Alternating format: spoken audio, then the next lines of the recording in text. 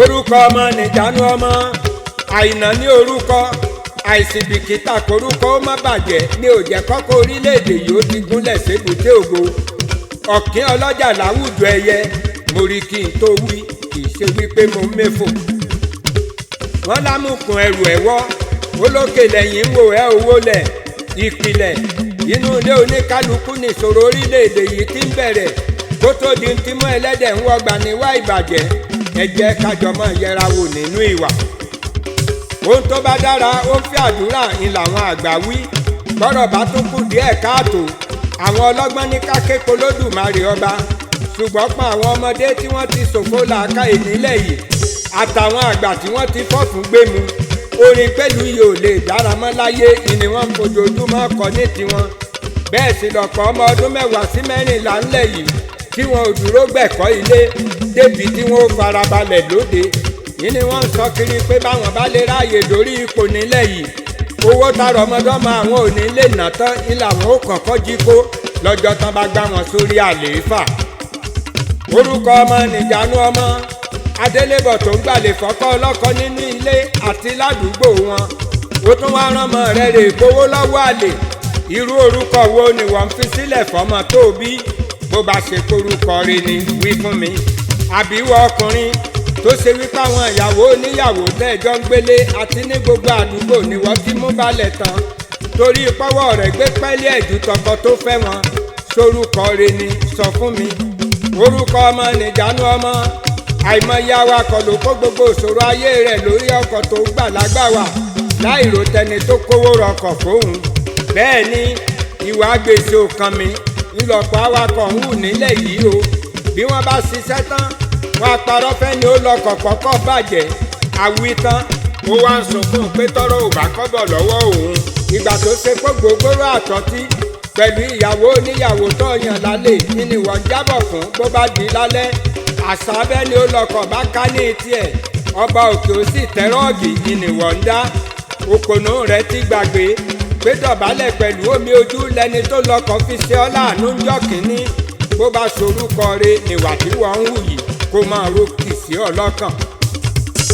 Ìwọ olówó tó gbọ́kọ̀ kalẹ̀ ní san díẹ̀díẹ̀ fẹ́ni tó ní kó o ṣeun láàánú pẹ̀lú àdéhùn kọ́kọ́ ó di tiẹ̀ bó bá ti sanwó ọkọ̀ náà tán. Èyí lonítọ̀hún ṣe ń jára mọ́ṣẹ́, òun wá ń ṣiṣẹ́ nítọ̀sán tòru. Kò sanwó fún ọ bó ṣe tọ́, kó tún kówó fún ọ bó ṣe yẹ. Orúkọ rẹ̀ tó nítọ̀hún ń wá kò jẹ́ kó yẹsẹ̀ lórí àdéhùn tẹ́jọ́ ṣe. Ìgbà tó kú dẹ̀dẹ̀ kó sanwó ọkọ̀ náà tán pẹ̀lú ìgbàgbọ́ kọ́kọ́ ó di tòun. Ọ̀rọ̀ tí ò tọ́rọ̀ ni wọ́n fi kẹ́wọ́. Ló bá gbọ́kọ̀ lọ́wọ́ rẹ̀ kọ́kọ́ kì í ṣe tiẹ̀ mọ́. Bó o bá gbọ́n bí ifá, bó o mọ̀ bí ọ̀pẹ̀lẹ̀, dandan ni kọ́bólúwa pàdé lẹ́sẹ̀ ògbèjì. Orúkọ ọmọ nìjánu ọmọ, ọ̀rọ̀ Ọlọ́run nínú Bíbélì mímọ́ tó sọ pé tí Olúwa ní ilẹ̀ àti ẹ̀kún rẹ̀, ayé àtàwọn tó tẹ̀dó sórí ilẹ̀ kò já mọ́ nǹkan lójú ọ̀pọ̀ ọmọ onílẹ̀ lórílẹ̀‐èdè yìí o. Bẹ́ẹ̀ sì lófin all lands belong to the federal government of Nigeria tí bàbá wa Àrẹ̀mú Ọbásanjọ́ ṣe nígbà tí wọ́n ń darí wa lólógun. Kò jẹ́ nǹkan sáwọn tó ponú nínú àwọn ọmọ onílẹ̀ tá ń wí yìí. Ló ṣe jẹ́ pé bọ́pọ̀ nú wọn bá talẹ̀ fèèyàn, wọn a sì tún rí oògùn mórí ilẹ̀ kẹ́ni tó ralẹ̀ ọ̀hún má bàa rojú ṣe nǹkan lórí ẹ̀ ni káwọn ò tún lè talẹ̀ ọ̀hún fẹ́ lòmíì ni. Ọ̀pọ̀ yín lẹ ti gbàgbé pàṣẹgbé òsì láyé káà tó kú ìlà tí ń jèrè ẹ̀ṣẹ̀. Ìwọ oníṣẹ́ oṣù tó ṣe wípàṣà ọ̀gá tà ọ̀gá ò tà, dandan ni kó wá aláàrú ò pé ìnìwọ̀n ń dá lẹ́nu iṣẹ́.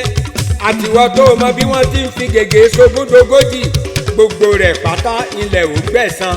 Bó bá sì dorúkọ rẹ̀ níwà tẹ́yìn ń hù yìí, wá wí fún mi láàrin èrò. Orúkọ ọmọ nìjánu ọmọ, orúkọ rẹ̀ l'Aṣíwájú Bọ́lá Tinubu lé nígbà tó ń ṣe gómìnà ìpínlẹ̀ Èkó. Ló ṣe ní kí wọ́n máa ṣàtúnṣe lọ́fẹ̀ẹ́ fún gbogbo ọmọ tó bá yabirùn nípínlẹ̀ Èkó nígbà òun. Gbogbo ọmọ tó gún lápá àtàwọn tó gún lẹ́sẹ̀, ibikíbi yòówù tọ́mọ fi yabirùn nínú ẹ̀yà ara, ọ̀fẹ́ làkànbí ọmọ ìyálọ́jà ní kí wọ́n máa ṣe látọmọ 40 ọdún wá sílẹ̀ nípínlẹ̀ Èkó nígbà òun. Òun làjọ tó mójútó ìlera àgbáyé tá à ń pè ní World Health Organization ṣe gbóríyìn fún Tinubu ọkọ Olúrẹ̀mí bóun ni gómìnà tó gbégbá orókè nínú gbogbo gómìnà nígbà òun. ṣé bí gómìnà ní Bùkọ́lá Sàràkí náà tó darí ìpínlẹ̀ Kwara láì rí nǹkan tọ́ka sí pé tí mo ṣe fún yín lódindi ọdún mẹ́jọ nìyí, ẹni bá lórúkọ rẹ̀ nínú wọn kájọ bira wa léèrè. Orúkọ ọmọ nìjánu ọmọ, àìná ní orúkọ, àìsìbìkítà kórúkọ ó má bàjẹ́ ńlá àwọn ọ̀jẹ̀lú tá a dìbò yàn lọ sílé ìgbìmọ̀ asòfin àgbà lásìkò Jonathan pé kí wọ́n ronú bórílẹ̀-èdè wa ó ṣe ga tìlú ó sì máa tẹ̀síwájú ni wọ́n bá fẹ̀tẹ̀ sílẹ̀ wọ́n ń palàpalàpà bí wọ́n ti ń fàjà kọ́ra wọn lórí bẹ́ẹ̀ ni wọ́n ń jàjàyà sọ́mọ́ra wọn lọ́rùn láì tijú pé gbogbo àgbáyé ló ń fà wọ́n ṣẹlẹ́yà nígbà ń. Orúkọ tó bá yẹ wọ́n ẹ jẹ́ ká jọ bira wa, ọ̀rọ̀ díẹ̀ ó tó fọlọ́gbọ́n ó tán lẹ́nu àmókù púpọ̀ níkùn tèmi. Bí wọ́n bá wá ń bi yín léèrè pé ta lẹni tó ti ń kọrin ewì sétí ẹ̀yìn ẹ wí fún wọn pé Captain Owolabi ni Okin Oloja láwùjọ ẹyẹ, ọ̀jọ̀gbọ́n Akewi tó ń pèdè àsìkò.